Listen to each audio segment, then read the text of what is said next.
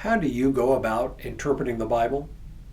Some would say they don't interpret it. They just read it and it says what it says. But the truth is, we all interpret Scripture. Ever notice, for example, how in a Bible study or even in just a regular discussion, people will understand a certain passage of Scripture differently? It's because we all interpret the Bible and we all interpret it a little differently. But are there better ways to go about it? Let's find out. Hello, I'm Stuart Baskin, pastor of First Presbyterian Church of Tyler, Texas, and this is your daily devotional for Wednesday, February 12th, 2025. There is a telling story in the book of Acts that highlights the need to interpret Scripture. In the story, an angel of the Lord directs Philip to get up from where he is and go down onto the road from Jerusalem to Gaza. When he gets there, he finds a court official, a eunuch from Ethiopia, riding in a chariot and reading from a scroll, which is the prophet Isaiah. That's where we pick up the story. Philip ran up to the chariot and heard the man reading the prophet Isaiah. He asked, "Do you understand what you are reading?" He replied, "How can I, unless someone guides me?" And he invited Philip to get in and sit beside him.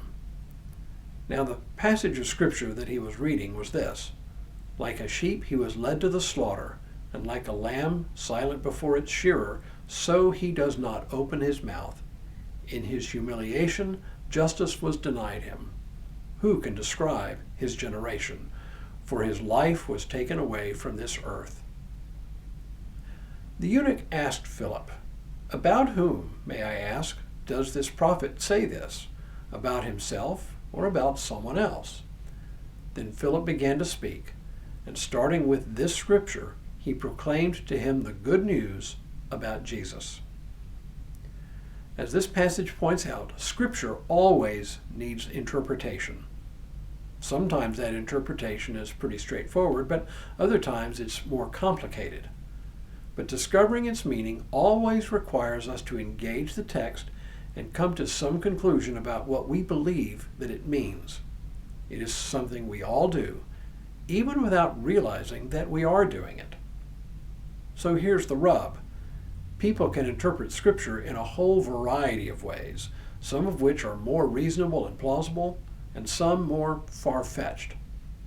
Let me give you just one rather vivid example. A few weeks ago, I had a man in my office who attends a church from a very different tradition from ours.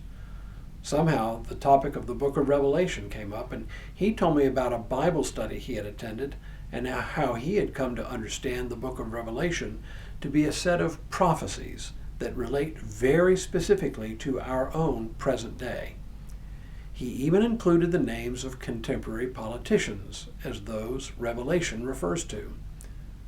I bit my tongue, not over his assessment of the politicians in question, but over the question of how to interpret that book to begin with. My interpretation couldn't be more different. I do not understand it as a set of prophecies about our time. I understand it to be a pastoral letter written in a particular literary style that would have been recognizable to the author's readers, a style we call apocalyptic literature, meaning a revealing, or even better, an unveiling of things that are hidden. There are sections of the prophet Ezekiel, for example, that are also written as apocalyptic literature. The purpose of this kind of literature is to reveal to contemporary readers what God's plans are. In the case of the book of Revelation, the purpose is to comfort early Christians who were facing persecution by reassuring them that even though the powers of the world, and specifically the Roman Empire, appear to have the upper hand, the truth is that God is still in charge of things, and God will triumph over the powers of darkness in the end.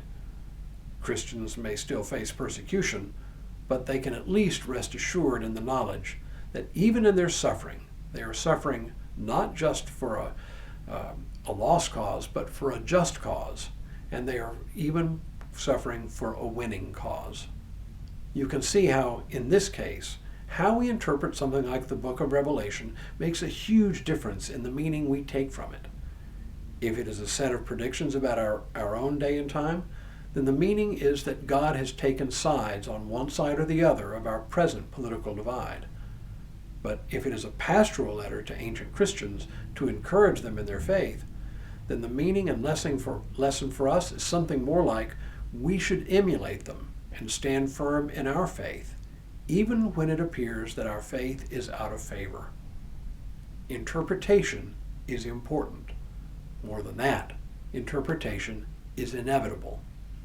The question is, what is it that makes for sound interpretation? We'll take that question up tomorrow. But for now, may God continue to bless you and keep you in all that you do this day and in all the days ahead.